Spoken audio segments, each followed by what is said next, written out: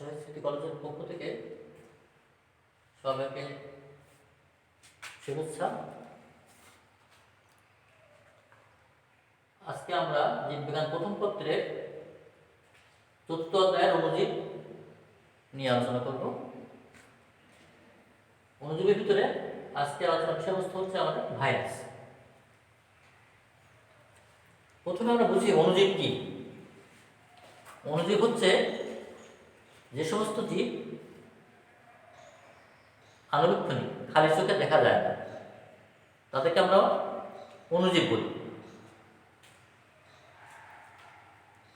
আর ভাইরাসকে বলা হয়েছে অতি আণুবীক্ষণিক, কারণ ভাইরাস সাধারণ আলোক অণুবীক্ষণ যন্ত্রদেরকে দেখা যায় না, ইলেকট্রন অণুবীক্ষণ যন্ত্রদেরকে দেখা যায়, অতি আণুবীক্ষণিক। ভাইরাস কি? প্রথমে আজকে আলোচনা করবো আমরা ভাইরাস কি। ভাইরাস হলো রোগ সৃষ্টিকারী বস্তু। আসলে ভাইরাস এমন একটি অণুজীবও বলা যায় না, এমন একটি জৈব বস্তু যা উপযুক্ত পোষক দেহের ভিতরে রোগ সৃষ্টি করতে পারে।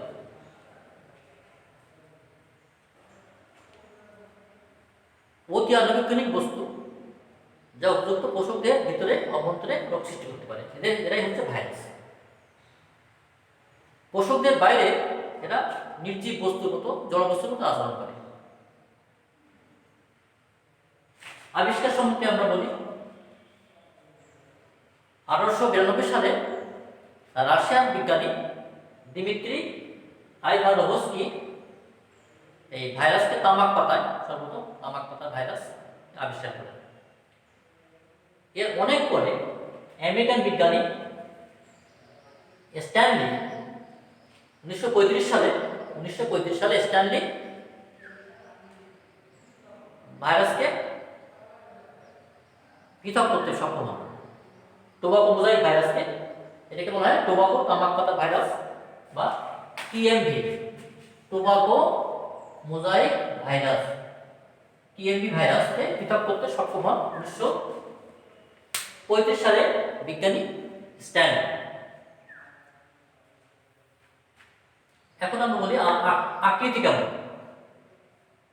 আকৃতি হচ্ছে গোলাকার, দণ্ডাকার, ব্যাঙাচি আকার, ষড়ভুজ আকৃতি, বিভিন্ন ভাইরাস হতে পারে। আমরা জানি সর্বশেষ এই পর্যন্ত পৃথিবীতে প্রায় 500 ভাইরাস, কম বেশি 500 ভাইরাস আবিষ্কার হয়েছে। সর্বশেষ কোভিড-19 যে ভাইরাস, সমস্ত পৃথিবীব্যাপী আলোচিত ভাইরাস, যে ভাইরাস তার নাম হচ্ছে কোভিড-19। সিওতে করোনা, ভিআইতে ভাইরাস, ডিতে ডিজিজ 19, অর্থাৎ চীনে, আমরা জানি চীনের উহানে কোভিড-19 আবিষ্কার হয়েছে। এটাকে সংক্ষেপে বলা হয় কোভিড-19, অর্থাৎ 2019 সালের শেষের দিকে এটা আবিষ্কার হয়েছে। বলতে করোনা, ভিআইতে ভাইরাস, ডিতে disease, corona virus disease 19, COVID-19.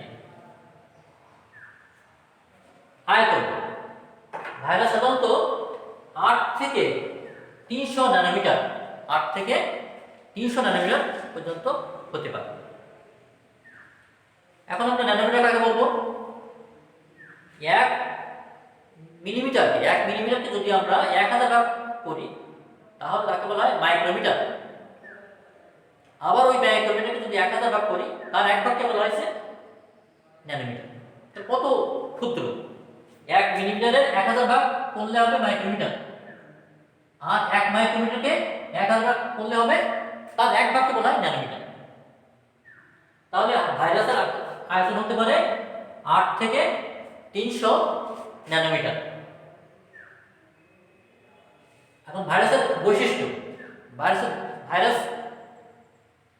ভাইরাসের ভিতরে 2 ধরনের বৈশিষ্ট্য লক্ষ্য করা গেছে। এই জন্য এদেরকে বলা হয়েছে জীব এবং জলের মাঝামাঝি, জীব এবং জলের সেতুবন্ধ রচনা করছে এই ভাইরাস। জীব এবং জলের সেতুবন্ধ রচনা করছে এই ভাইরাস। অর্থাৎ ভাইরাসের ভিতরে জল বৈশিষ্ট্য লক্ষ্য করা গেছে, জড়বস্তুর বৈশিষ্ট্য, নির্জীব যে বৈশিষ্ট্যগুলো, জীবনের হীন যাদের বৈশিষ্ট্য মানে জড় পদার্থের বৈশিষ্ট্য লক্ষ্য করা গেছে, আবার জীব বস্তুর বৈশিষ্ট্য লক্ষ্য করা গেছে। এই জন্য উভয় ধরনের বৈশিষ্ট্য এদের থাকে। এখন জড় বৈশিষ্ট্য কি? জড় বৈশিষ্ট্য কি থাকতে পারে এদের ভিতরে? ভাইরাসের জড় বৈশিষ্ট্য কি? যে ভাইরাস অকোষীয়, এদের কোনো কোষ নাই। কোষবিহীন জীবকে অকোষীয়, কোষবিহীন জীবনের কোনো কল্পনা করা যায় না এদেরকে। এদের কোনো কোষবিহীন। এরপরে এদের কোনো সাইটোপ্লাজম নাই, কোষীয় কোনো অঙ্গাণু নাই, হ্যাঁ, রাইবোজোম, নিউক্লিয়াস এগুলো কিছুই নাই। সুতরাং এরা জড় বৈশিষ্ট্য। এবং এরা পুষ্টি, অর্থাৎ এর কোনো পুষ্টি উপাদান নাই, এনজাইম পুষ্টি উপাদান নাই, পুষ্টি পদ্ধতি নাই, পুষ্টি এনজাইম কোনো পুষ্টি এনজাইম এদেরকে লক্ষ্য করা যায় না। অর্থাৎ এরা কোনো খাবার গ্রহণ করে না, অথবা খাবার তাদের দেহের জন্য কোনো খাবার গ্রহণ করে না, কোনো পুষ্টি উপাদান এনজাইম পুষ্টি উপাদান নাই। তাহলে এরা ভাইরাস জড় বৈশিষ্ট্য কি? যে অকোষীয়, অকোষীয়, এদেরকে সাইটোপ্লাজম নাই, কোষপ্রাচীর নাই, পুষ্টি এনজাইম নাই। এগুলো হচ্ছে এদের জড় বৈশিষ্ট্য। জীবনের কিছু বৈশিষ্ট্য এদের লক্ষ্য করা গেছে। জীবনের বৈশিষ্ট্য কি? যে পোষক দেহের ভিতরে এরা সংখ্যা বৃদ্ধি করতে পারে। পোষক দেহের ভিতরে এরা পোষক দেহ ভিতরে সংখ্যা বৃদ্ধি করতে পারে। আবার ভাইরাস কি? ডিএনএ এবং নিউক্লিক অ্যাসিড আছে, ডিএনএ বা আরএনএ আছে। এবং ভাইরাস বাধ্যতামূলক পরজীবী, এবং এরা মিউটেশন বা পরিব্যক্তি এবং ভেরিয়েশন সৃষ্টি করতে পারে। বাধ্যতামূলক পরজীবী বলা হয়েছে কেন? অবশ্যই ভাইরাসের জন্য জীবন কোনো পোষক দেহ লাগবে। যে কোনো একটা অণুজীব যদি একটা জীবকে আক্রমণ করে, যে আক্রমণ করে তাকে বলা হয় পরজীবী, এবং যাকে আক্রমণ করা হয় তাকে বলা হয় পোষক। যেমন মানবদেহে পোষক, মানবদেহ পোষক, আর যে কোভিড-19 ভাইরাস হচ্ছে অণুজীব। তাহলে এই পোষক দেহ ছাড়া এরা অবলিগেট, অবশ্যই পরজীবী, অবলিগেট প্যারাসাইট বলা হয়। আবশ্যক বাধ্যতামূলক পরজীবী অথবা এরকম পোষক, এরকম ভাবে আবশ্যিক পরজীবী বলা হয়েছে, বাধ্যতামূলক পরজীবী। তাহলে ভাইরাসের জীব বৈশিষ্ট্য কি?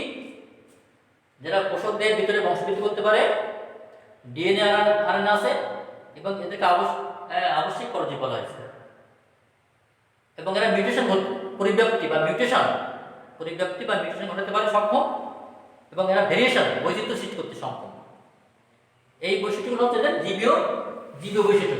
তাহলে ভাইরাসের ভিতরে জড় বৈশিষ্ট্য লক্ষ্য করা গেছে, জীবীয় বৈশিষ্ট্য লক্ষ্য করা গেছে। ভাইরাসের গঠন কেমন? ভাইরাসের গঠন হচ্ছে সাধারণত ক্যাপসিড, বাইরে একটা আবরণ থাকে,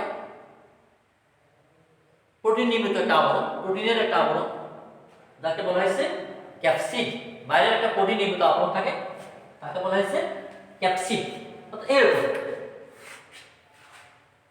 প্রোটিন একটা আবরণ বাইরে, আর ভিতরে থাকে এরকম একটা ডিএনএ। এটা হচ্ছে ক্যাপসিড, এটা হচ্ছে নিউক্লিক অ্যাসিড। প্রোটিনের আবরণ অথবা এটা হচ্ছে ক্যাপসিড, এটা বাইরে একটা আবরণ প্রোটিনের, একে বলা হয় ক্যাপসিড। এটা হচ্ছে নিউক্লিক অ্যাসিড, নিউক্লিক অ্যাসিড। তাহলে ক্যাপসিড এবং নিউক্লিক অ্যাসিড দিয়েই দুটো মূলত ভাইরাসে গঠন। এছাড়াও কোনো ভাইরাসের বাইরে একটা আবরণ থাকতে পারে,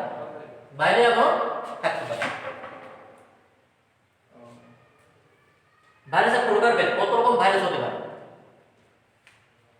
আকৃতি অনুযায়ী, নিউক্লিক অ্যাসিডের ধর্ম অনুযায়ী এবং পোষক দেহ অনুসারে ভাইরাসকে বিভিন্ন ক্লাস বা শ্রেণীতে ভাগ করা হয়েছে। যেমন আকৃতি অনুযায়ী ভাইরাস গোলাকার হতে পারে, দণ্ডাকার হতে পারে, ব্যাঙ আকার হতে পারে, পাউরুটি আকৃতি হতে পারে।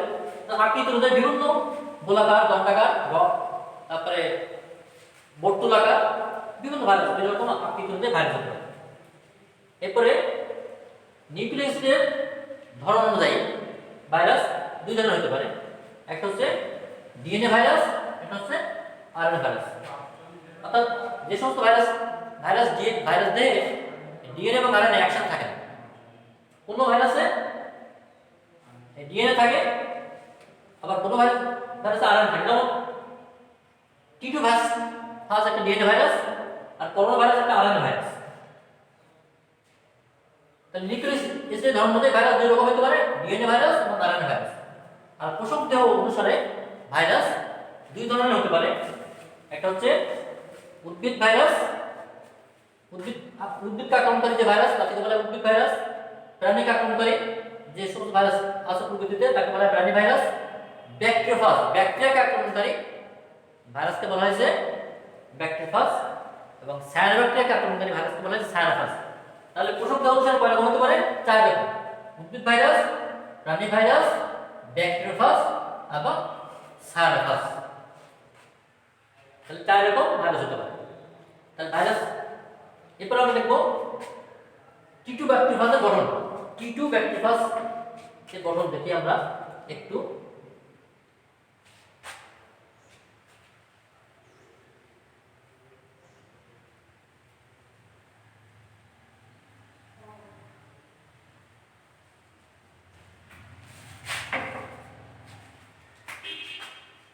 টি2 ব্যাকটেরিওফাজ, ব্যাকটেরিওফাজ তাদের গঠন।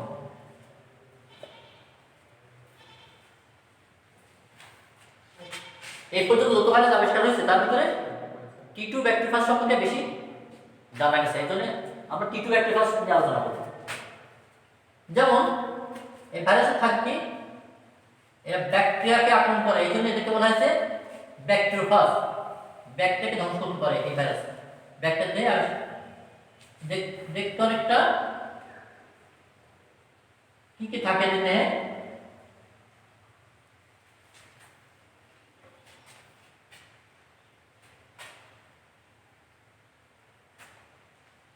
সংক্ষিপ্ত আকারে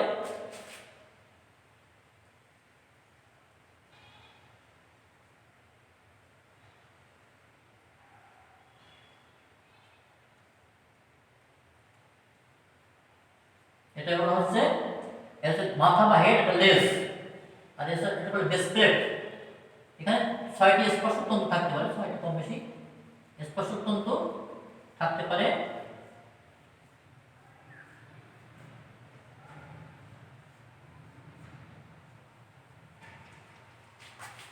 এটাকে বলা হচ্ছে মাথা। আর এর ভিতরে থাকে ডিএনএ, এর ভিতরে থাকে ডিএনএ। তাহলে কেমন দেখতে? এটা হচ্ছে দৈর্ঘ্য প্রস্থ, এটা হচ্ছে প্রস্থ হচ্ছে দৈর্ঘ্য হচ্ছে 193 থেকে 100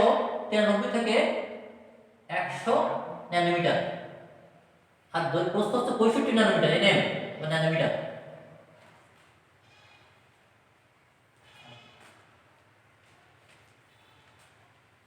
লেজটি লম্বা হচ্ছে 95 থেকে 110 ন্যানোমিটার। এর ব্যাস হচ্ছে 15 থেকে 25 ব্যাস। এটা হচ্ছে 15 থেকে 25 ন্যানোমিটার। ব্যাসটা হচ্ছে 15 থেকে 25 ন্যানোমিটার। আর লেজটা হচ্ছে লম্বা, লেজের দৈর্ঘ্য হচ্ছে 95 থেকে 110 ন্যানোমিটার। মাথা বা হেড, এটা দৈর্ঘ্য হচ্ছে 93 থেকে 100 ন্যানোমিটার, 93 থেকে 100 ন্যানোমিটার। আর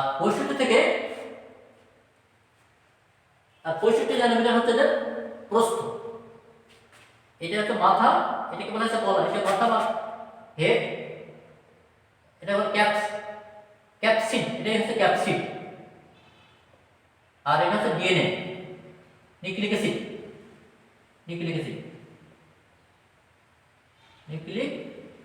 অ্যাসিড হিসেবে থাকে ডিএনএ, নিউক্লিক অ্যাসিড হিসেবে থাকে ডিএনএ। তাহলে টি2 ভাইরাস দেখতে কেমন? টি2 ভাইরাস কয়টা অংশ থাকে? একটি মাথা থাকে, একটা লেজ থাকে, এটা বলা হচ্ছে বেস প্লেট, এটা বলা হচ্ছে বেস প্লেট। আর এটি স্পর্শক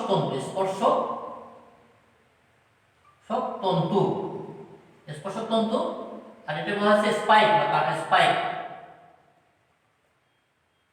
তাহলে একটা টিস্যু ব্যাকটেরিওফাজে প্রথমে আমরা দেখলাম যে একটা টিস্যু ব্যাকটেরিওফাজ একটা মাথা থাকে যেটা প্রস্থে 65 ন্যানোমিটার, দৈর্ঘ্যে 93 থেকে 100 ন্যানোমিটার, লেজটি লম্বা, লেজের দৈর্ঘ্য 95 থেকে 110 ন্যানোমিটার এবং লেজের ব্যাস হচ্ছে 15 থেকে 25 ন্যানোমিটার। এই ব্যাস হচ্ছে এখান থেকে পর্যন্ত ব্যাসটা হচ্ছে 15 থেকে 25 ন্যানোমিটার।